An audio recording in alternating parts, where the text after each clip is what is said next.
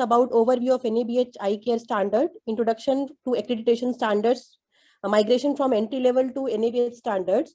Dr. Gagan Dudeja, he's a senior consultant and head oculoplasty and ocular oncology, Narayana Netralia, Bangalore. Now over to Dr. Gagan. Thank you for your kind introduction, and I really believe that this program will help all the participants. New technology, new equipment, we keep upgrading our skills. Anything new, we want to do that. So this is a similar thing. The fear is because sometimes we don't understand what the standard means and how to go about that.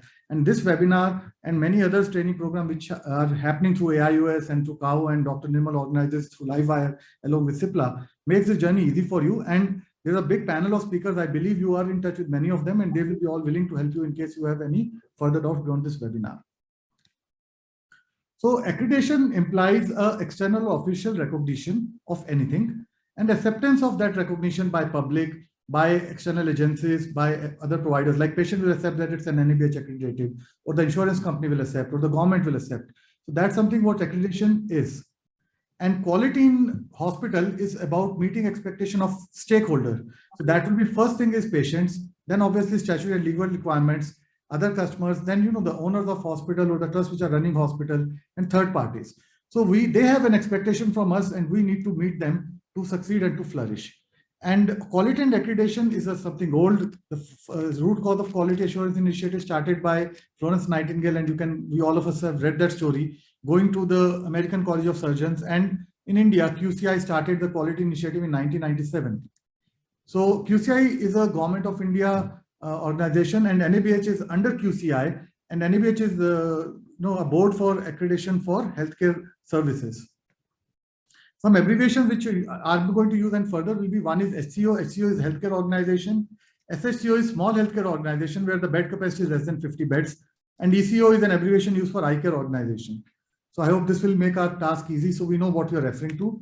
And if you go to NABH, eye hospital had these 4 options to get accreditation. You could go in for a full hospital accreditation standard, which we call SCO, the big blue book. You could go in for a small healthcare accreditation, which is this small green book, or you could go for the entry of the entry levels.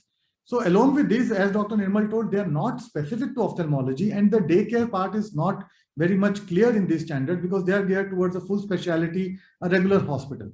So in order to, solve these problems and everything, the initiative was taken to get eye care accreditation standard, which is the 5th standard available now. And this is the standard which suits eye hospitals more. So all the NABH standards are having 10 chapters. The 5 are patient-centered standard and others are organization-centered standards. So these 10 chapters are uniform thing in all across NABH standards. And if you look here, in eye care standard, you have got 66 standard and 305 objective element, which is much less than the SCO standard, which is 100 and 651. And also for entry-level certification, the requirement is further less. It is only 41 standards and 149 elements. Where do you get these standards? You can go to NABH website, and there if you see, you'll get this link of NABH standards, and all these standards are available free download. Printed copy you can order there. And also if you go there in the certification section, you will have an entry-level SHCO section here, and in accreditation you'll get an eye care, where further details about entry-level and eye care process are given. And this is the first portal where you can start and get the first-hand information about how you should start. What are the benefits of accreditation? Many, but if you see, the 2 major pillars are staff and patients, because if there are no patients and there are no doctors and allied staff to treat them, the hospital will not exist. Without that, it's just a building with equipment and infrastructure there. So it's like a house is not a home till you make it your home. So the benefits to patient are obviously there, and patient can get the benefits of safety, standardization, better quality care. Benefits also accrue to staff, which will be discussed further, and I'm not going to talk on that, or maybe we can bring it to discussion, because most of the time staff cribs that we don't get any benefit, it's an additional load for us.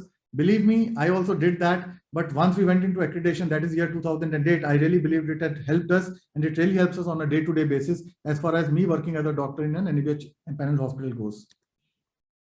So why did we move to eye care standards? There was a long-standing demand from eye care service providers. Every meeting, everywhere, we had the issues where eye hospitals finding it difficult. And that's predominantly because of daycare standard. Our job is mainly daycare.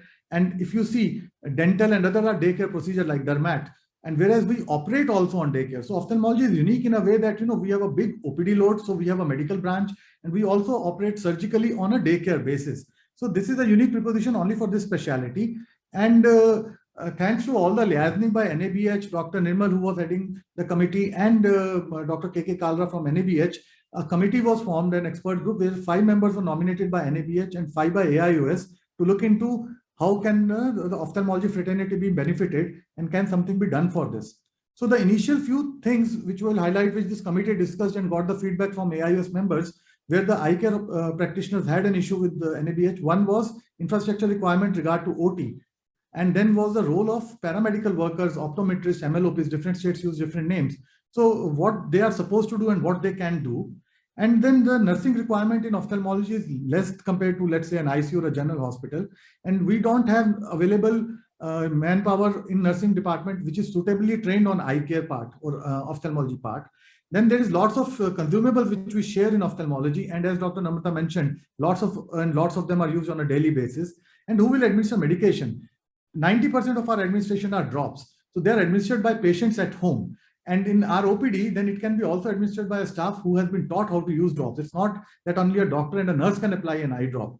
And then obviously reuse of some devices, how we do. And there was another barrier, which is again the application and annual fee, which is a recurring expense for the eye hospital, especially if you're small in size. So this is a committee which was there, and you can see Dr. Nirmal over there. And he's been always promoting quality, whether it's development of eye care standard or organizing this training program. And all NABH members are there. So these were the objectives which were attained and discussed, where we have made changes into eye care standard. One thing is the scope for eye care is very well established, starting from a small hospital to a big hospital. The standards actually work for all kind of eye hospital, whether it's a single man practice or a multi-speciality, big institute where 50, 100, 200 doctors are working. It also addresses the role of paramedical staff and the nursing requirement. The legal requirements also are suitable for what is required to ophthalmology. All other legal requirements are taken off. It also reduces the structural requirement, because you will not need a big ward and so many other parameters for a daycare center. Like your emergency would be very small in an eye care rather than a huge emergency department you expecting to be everywhere else. And there is a major focus which has not been diluted is on patient safety. In fact, the patient safety is much more enhanced compared to the kind of work we do, where infections in ophthalmology can be more devastating than any other specialty. So it has actually got an enhanced patient safety focus, which I believe patient will appreciate.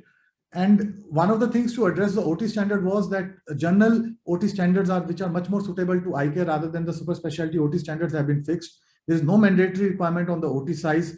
Modular OT is not mandatory. In case of a single OT setup, a unidirectional flow is emphasized rather than zoning, and zoning is a requirement only for a multiple OT setup. The fee also, if you see, is based on the number of surgery, which is based on how small the practice is. So a small practice can actually have a fee as low as 50,000 per annum, which is the lowest fee amongst all accreditation standards, and progressively a large hospital obviously pays more, and that is very well covered by the finances of that hospital. So a smaller hospital can also aspire, and they will be paying much less. And this was a key requirement where AIOS actually negotiated with the NABH to keep it this way, because the purpose of AIOS was the standard should be such that everyone can implement them. Every member of AIOS, wherever they are located, should be able to implement these standards. So for medical administration, except for high-risk medication injections, other staff can administer the medication, not only nurses. That is typically eye drops. And there is a standard which actually defines how the consumables can be shared. It's not that you are sharing a consumable and this is not being accepted by the assessors. There are new standards which also deal with the medical device reuse, like probes and tips and phaco sleeves. And we have also defined roles of different allied professions. Optometrist is still there, but we have ophthalmic technician, ophthalmic assistant, and they are all clubbed into allied health professional, where they can be privileged and credentialed based on their training to perform the job for which they are trained. And the legal and statutory requirement, if you see, are bare minimum, which are actually required to run a hospital. You can't run a hospital without these. And finally, after all this effort and multiple meetings, these eye care standards were launched on 11th September 2016 in Delhi at AIOS headquarters. And this was a watershed moment, as Dr. Nirmal told, the first time a specialty standards were released by NABH and worked in collaboration. And AIOS and NABH did a wonderful job of promoting these standards and taking them all across.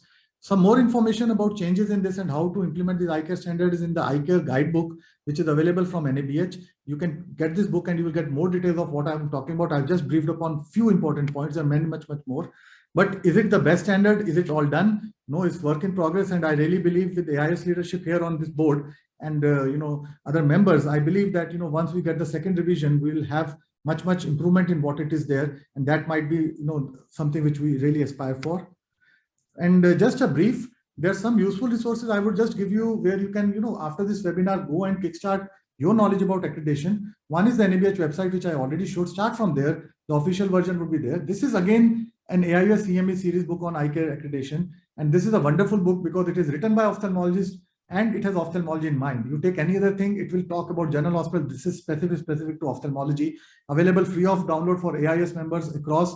If you don't get a copy, please ping any one of us. I'll be happy to share this copy.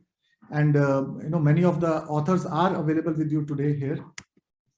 Then in NABH, it's going to come about OT guidelines. You can go to NABH website, download the OT guidelines of general OT, which I mentioned, which are applicable to you. This is what we have to do. Don't listen to anyone else, at least on the subject of OT. As far as accreditation goes, you can do anything else with experts, but for accreditation, this is the requirement.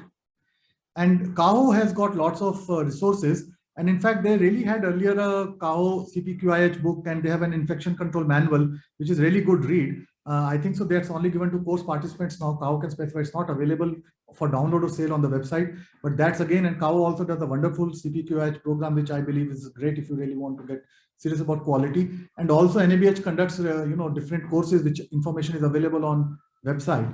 So there are plenty of learning if you really want to get going. And if you attend these programs, you really get the practical knowledge and the fear goes away.